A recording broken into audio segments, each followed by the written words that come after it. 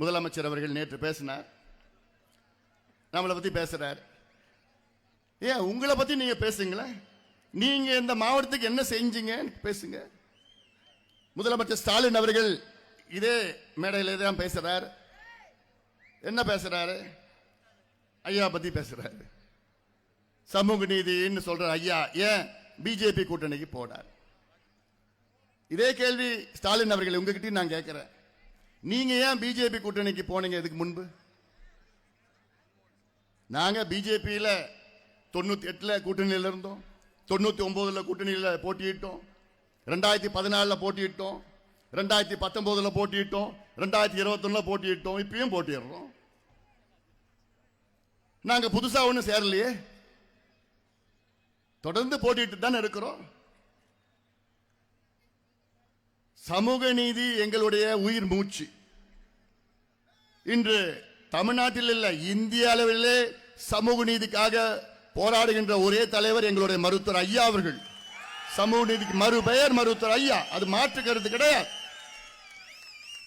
எந்த கூட்டணி சென்றாலும் நாங்கள் எங்களுடைய கொள்கைகளை எல்லளவும் விட்டுக் கொடுக்க போவது கிடையாது. சமரசம் என்ற பேச்சே கிடையாது.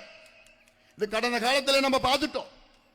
அது வாஜ்பாய் அவர்கள் முன்னாள் பிரதமராக இருந்த காலத்திலும் சரி, திரு மன்மோகன் சிங் அவர்கள் முன்னாள் பிரதமராக இருந்த காலத்திலும் சரி, இப்பொழுது மோடி அவர்கள் பிரதமராக இருக்கின்ற காலத்திலும் சரி, எங்களுடைய கொள்கை அடிமட்ட கொள்கை சமூக நீதி. ஆனால் ஸ்டாலின் அவர்களே, உங்க கொள்கை என்ன?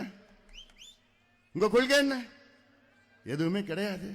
தமிழ் என்று தமிழ்னு சொல்லி பேர் சொல்லி நீங்க ஆட்சிக்கு வந்தீங்க. இன்னைக்கு தமிழை மறந்துட்டீங்க, மக்களையும் மறந்துட்டீங்க. உங்களுடைய நிறுவனர் அண்ணா அவர்கள் எதுக்கு கட்சி தொடங்கினார்? நல்ல ஆட்சி கொடுப்பதற்காக. ஆனா அப்படி நீங்க கொடுக்கிறீங்களா?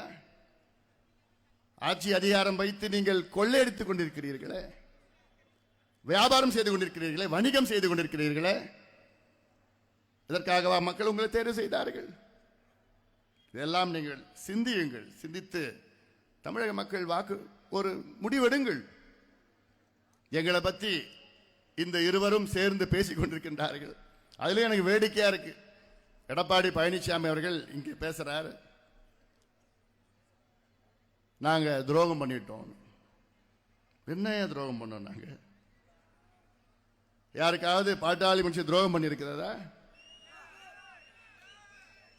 நாங்க மற்றவங்களுக்கு உழைத்து உழைத்து தியாகங்கள் செய்து உழைத்து உங்க 2 பேரையும் மாறி மாறி முதலமைச்சராக தான் நாங்க கொண்டு வந்துட்டு இருக்கோம்.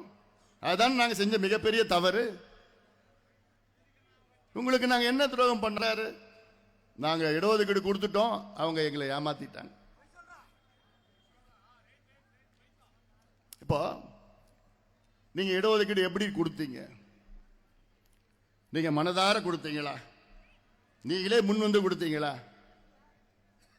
2019 உங்களுடன் கூட்டணி சேர்ந்த நேரத்தில் ஐயா அவர்கள் 10 அம்ச கோரிக்கைகளை முன்வைத்துதான் கூட்டணியில் சேர்ந்தார்கள். அந்த 10 அம்ச கோரிக்கைகள் 2 கோரிக்கைகள், வன்னியர்களுக்கு தனி இடஒதுக்கீடு வேண்டும், அடுத்தது சாதிவாரி மக்கள்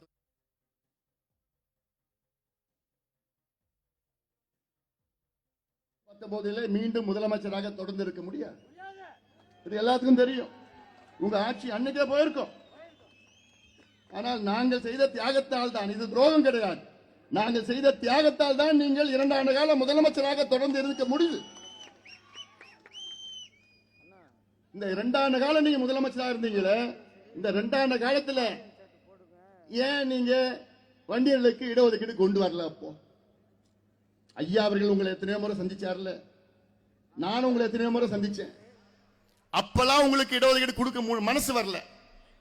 4 மாதம் கடுமையான போராட்டங்களை நடத்தினோம். அப்ப கூட உங்களால கொண்டு வர முடியல இடஒதுக்கீடு.